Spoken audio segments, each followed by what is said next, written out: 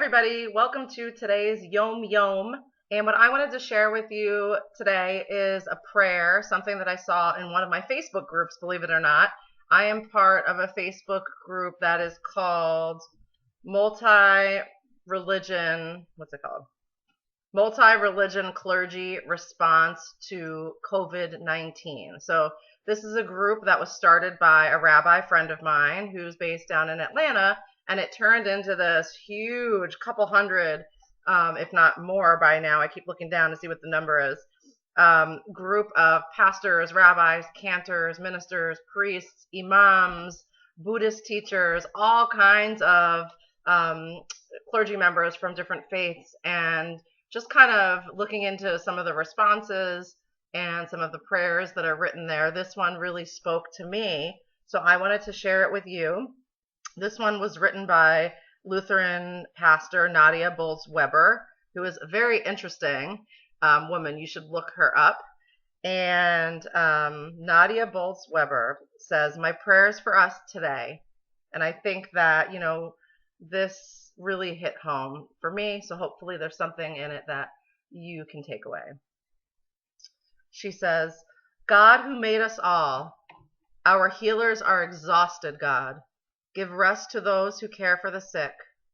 Our children are bored, God. Grant extra creativity to their caregivers. Our friends are lonely, God. Help us to reach out.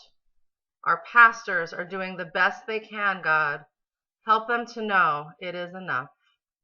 Our workers are jobless, God. Grant us the collective will to take care of them. Our fellow parents are losing their minds, God. Bring unexpected play and joy and dance parties to all in need. Our grocery workers are absorbing everyone's anxieties, God. Protect them from us. Our elderly are even more isolated, God. Comfort them. We haven't done this before, and we are scared, God. I don't even know what else to pray for. Amen." So I think that there is something in this prayer that Nadia Bolz-Weber wrote for each of us to connect with. So think about these things and continue to pray. I love her last sentence. "We haven't done this before, and we're scared. I don't even know what else to pray for." So that's okay. We may not know what to pray for.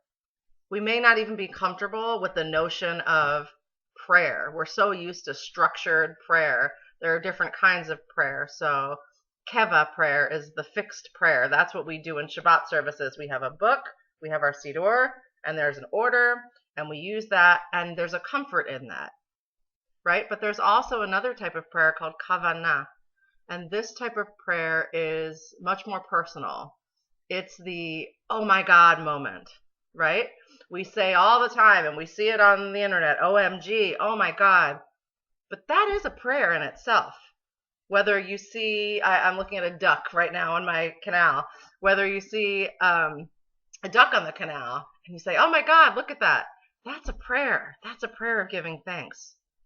Whether it's, oh my God, what do I do? That's a prayer. That's a request prayer, asking God for something. What do I do?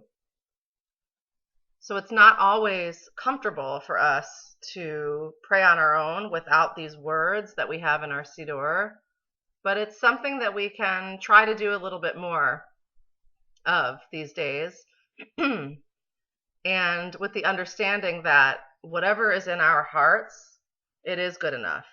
We've never done this before, as she says in her prayer. However we're feeling is right. Amen.